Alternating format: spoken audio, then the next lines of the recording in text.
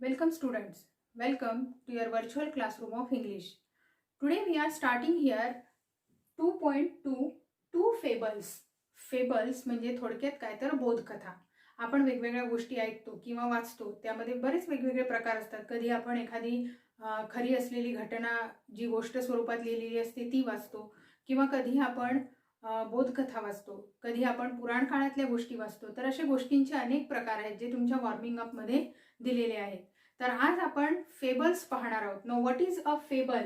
A fable is a very short story, usually with animal characters or even inanimate things that speak. आता fable ह्या अशा गोष्टी आहेत जसे आपण इसाप नीतीच्या गोष्टी ऐकतो पहा किंवा वाचतो. तर हा जो इसाप होता हा ग्रीक स्टोरी टेलर होता, आणि ह्या ज्या गोष्टी आहेत तर या गोष्टी साधारणपणे बोधकथा आहेत. यामध्ये प्राण्यांचा वापर करून, म्हणजे प्राणी बोलतात, किंवा इनॅनिमेट थिंग म्हणजे काही वस्तू यांचा वापर करून ह्या गोष्टी सांगितल्या आहेत. तर फेबल्स यांच्यामधले कॅरेक्टर्स हे प्राण्यांचे असतात, प्राणी असतात त्यामध्ये, आणि ते एकमेकांशी बोलतात अशी कल्पना करून ही गोष्ट लिहिलेली असते.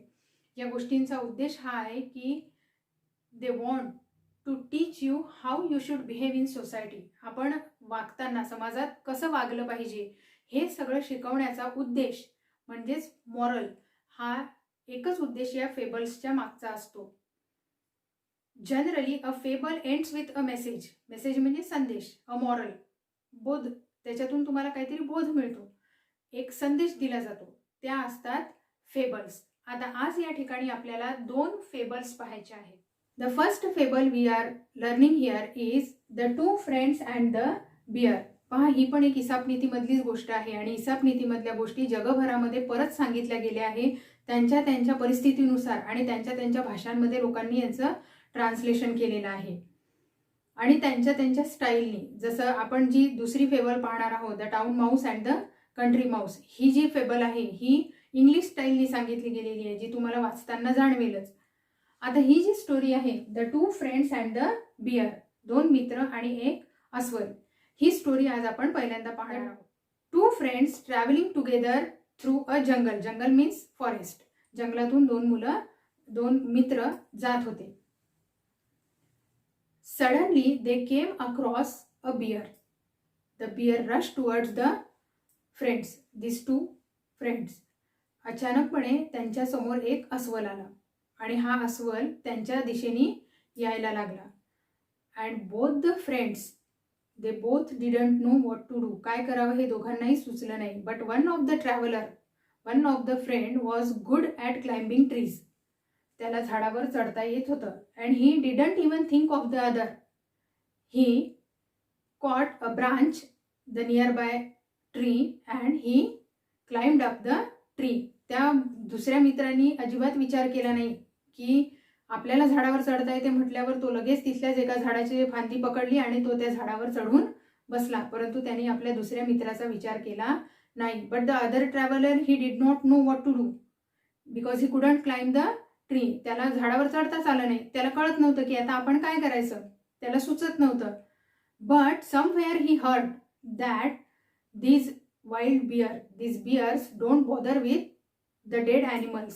त्यांनी कुठेतरी ऐकलं होतं की हे जे अस्वल असतात हे मेलेल्या प्राण्यांना काहीही करत नाही. So he laid down with his face in the dust and he laid there very silently without even breathing.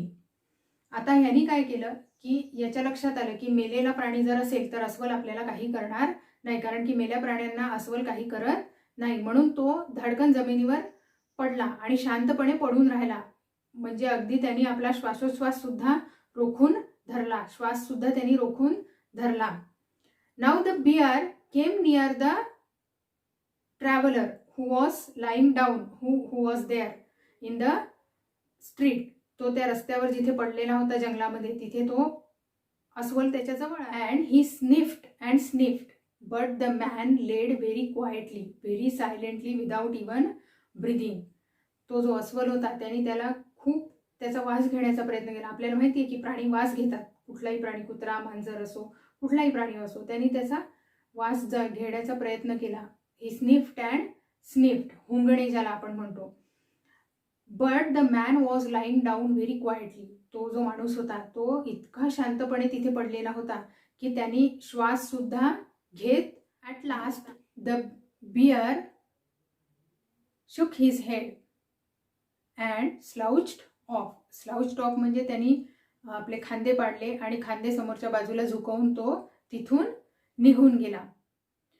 When the man who was hiding in the tree, he came down and he saw that the man was lying down. He came near the man and he said, comrade. Comrade here means friend.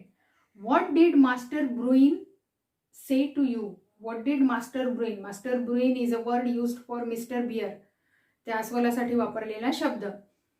की त्या अस्वलाने तुझ्या कानात तुला काय सांगितलं? तो म्हणतो की never trust a friend who deserts you in a pinch.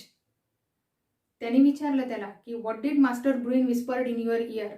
की त्याने तुला कानात काय सांगितलं? तू तुझ्या कानाशी काय करत होता? तुला त्यांनी काय सांगितलं? तर तो दुसरा माणूस म्हणतो की never trust a friend who deserts you in a pinch. म्हणजे अशा मित्रावर कधीही विश्वास ठेवू नको की जो तुला कठीण परिस्थितीमध्ये एकटा सोडून जाईल. Desert here means to leave, सोडून देणे, सोडून जाणे. पहा आता ही एक अशी स्टोरी आहे की या स्टोरीमधून तुम्हाला शेवटी काहीतरी संदेश मिळतो की अशा मित्राशी किंवा अशा व्यक्तीशी कधीही मैत्री करू नका की जो तुम्हाला संकटाच्या वेळी सोडून जाईल. उलट तुम्हाला असा मित्र असला पाहिजे की जो संकटाच्या वेळी सुद्धा तुमच्या सोबत असेल आणि तुमची मदत करेल. Now students, the second story is the town mouse and the country Mouse. एक शहरी उंदीर आणि एक ग्रामीण भागामध्ये राहणारा म्हणजेच एक खेड्यात राहणारा उंदीर, अशी ही एक गोष्ट आहे. Once upon a time a town mouse went on a visit to his country friend, his country cousin. And the country cousin was very happy to see his town cousin, town mouse. एक शहरी उंदीर एका खेड्यातल्या आपल्या मित्राकडे, आपल्या दूरच्या भावाकडे, cousin here means a relative, लांबचा, जसे आपले सख्खे असतात तसं चुलत, मावस, आते, मामे, भाऊ, बहीण जे असतील त्यांना cousin हा एकच शब्द इंग्रजीमध्ये वापरला जातो. तर शहरातला एक उंदीर एका खेड्यातल्या उंदराकडे म्हणजेच त्याच्या लांबच्या एका नातेवाईकाकडे त्याच्या भेटीला गेला आणि साहजिकच त्या खेड्यातल्या उंदराला खूप आनंद. The country mouse was very happy to see his town mouse, that town cousin, and he gave him a warm and hearty welcome. He offered him beans, cheese, bread, whatever he had, he offered him freely. But the town mouse curled his nose. Curled his nose म्हणजे त्याने आपलं नाक वाकडं केलं. नाक वाकडं केलं म्हणजे त्यांनी जे अन्न त्याला खायला दिलं होतं अगदी मोकळ्या मनाने, त्या अन्नाला पाहून त्यांनी नाक मुरडलं म्हणजे त्यांनी नापसंती दर्शवली. त्या खेड्यातल्या उंदराला खूप आनंद झाला की शहरातला उंदीर, शहरातला भाऊ त्याला भेटायला आला आणि म्हणून त्यांनी त्याच्याकडे जे काही होतं ते त्याने अगदी मोकळ्या मनाने त्याला खायला दिलं. मग त्याच्यामध्ये बीन्स होते, ब्रेड होतं, चीज होतं, सगळं होतं. परंतु त्या शहरी उंदराला मात्र हे काही आवडलं नाही, म्हणजे हे काही खेड्यातलं जेवण त्याला आवडलं नाही आणि त्यांनी त्याला नाक मुरडली, त्याला नावं ठेवले. Now what did he say? The town mouse sed that I cannot understand what do you do with this kind of food, how you can put up with this food. म्हणजे तू हे अन्न खाऊच कसं शकतोस. त्या शहरातल्या उंदराने त्याला सांगितलं, त्या खेड्यातल्या उंदराला म्हटलं की अरे हे काही अन्न आहे का, हे तुम्ही कसं खाऊ शकता, and what you can expect here in the country, आणि खेड्यात असंही तुम्हाला काय भेटणार आहे म्हणा खायला, असं त्यांनी त्याला उपहासाने म्हटलं, असं त्यांनी त्याला चिडवून म्हटलं. आणि त्या उंदरांनी त्याला सांगितलं, त्या शहरातल्या उंदरांनी खेड्यातल्या उंदराला सांगितलं, come with me and I will show you how to live. तो म्हणतो की अरे माझ्यासोबत शहरात चल आणि मग मी तुला दाखवतो की आम्ही शहरातले लोक कसे जगतो आणि तुम्ही सुद्धा कसं जगायला पाहिजे. कम with me and I will show you how to. No sooner said than done, the two mice set off for the town, and soon they came to a big house where the town mouse was living in a hole. जसं ह्याचं बोलणं संपलं शहरी उंदराचं, तसे दोघंही उंदीर निघाले आणि शहरामध्ये येऊन पोचले. ते अशा एका मोठ्या घरात येऊन पोचले जिथे हा शहरी उंदीर तिथल्या एका छोट्याशा बिळामध्ये राहत होता. मोठ्या घरातील एका छोट्या बिळामध्ये हा उंदीर राहत होता. After reaching there the town mouse said, now you will want some refreshment. Refreshment म्हणजे आता तुला काय, तू थकला असशील, तुला काहीतरी नाश्ता वगैरे लागेल. So he took that country mouse to a big dining hall where they found the remains of a fine feast. म्हणजे जिथे मेजवानी संपली होती, एक पार्टी संपलेली होती, आणि remains means left over food, की जे उरलेलं अन्न आहे ते त्या ठिकाणी शिल्लक होतं त्या डायनिंग हॉलमध्ये, त्या जेवणाच्या खोलीमध्ये, जिथे एक मोठा डायनिंग टेबल होता आणि त्या डायनिंग टेबलवर हे सगळं अन्न होतं उरलेलं. त्या ठिकाणी ते दोघंही जण आले आणि त्यांनी सांगितलं की बघ शहरातले लोक हे काय काय खातात. तर त्या ठिकाणी रिमेन्स म्हणजे लेफ्ट ओव्हर फूड काय काय होतं, तर केक्स होतं, जेलीज होत्या, आणि हे सगळं त्यांनी त्या शहरी उंदरांनी त्या खेड्यातल्या उंदराला खाऊ घालायला सुरुवात केली. And that was very nice. It was the remains of a fine feast and that was really very nice because the country Mouse liked it. आणि त्या खेड्यातल्या उंदराला मात्र हे सगळं खूप आवडलं. त्याला छान वाटलं की अरे वा, छान केक आणि जेली खायला मिळतात, आणि म्हणून त्याला ते खूप आवडलं. While they were enjoying the food suddenly they heard growling and barking. The country mouse asked what is that. त्यांना अचानकपणे गुरगुरणं आणि भुंकणं ऐकू आलं. तर तो खेड्यातला उंदीर म्हणतो की अरे हे काय आहे. The town mouse sed it is only the dogs in the house. तो म्हणतो की अरे काही नाही, हे फक्त कुत्रे आहेत म्हणतो घरातले. The country mouse sed only I don't like that music at my dinner. तो म्हणतो की अरे फक्त काय म्हणतोयस तू, हे असं कुत्र्यांचं ओरडणं भुंकणं, हे असलं संगीत मला माझ्या जेवणाच्या वेळी आवडत नाही. And as soon as he said that suddenly the doors flew open and 2 huge mastiffs ran towards the mouse. आणि जेव्हा त्यांचं असं बोलणं सुरू होतं तर अचानक दार उघडलं आणि त्या दारातून 2 कुत्रे मोठे मोठे, ह्यूज म्हणजे प्रचंड मोठे, and mastiffs means it is a special breed of a dogs and it is very big. एक कुत्र्यांची अशी जात की जी खूप मोठी असते. असे 2 प्रचंड मोठे कुत्रे आतमध्ये आले आणि त्या उंदराच्या दिशेने यायला लागले. They started running towards the MICE.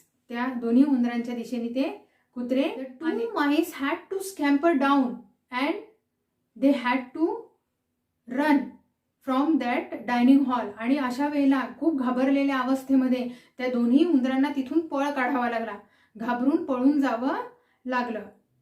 And the country mouse said to the town mouse, now friend good bye, I am going to my home. तो म्हणतो की त्याला अरे आता बस झालं, मी निघतो, आता बाय बाय. मीचा other said that country mouse the country mouse was going to his home. The town mouse said what going so soon. अरे तू इतक्या लवकर का जातोय, अजून थोडा शहरात थांब, आपण अजून इथलं छान छान अन्न खाऊ. तो म्हणतो नको, I don't want to live here, now I am going to my. आता तो कंट्री माऊस त्याला सांगतो की मला तुझ्याकडे राहायचं नाही बाबा. तो म्हणतो काय, का नाही राहायचं, इथे इतकं छान अन्न आहे, we can enjoy the cakes and jellies here. The country mouse says that better beans and bread in peace than cakes and jellies in fear.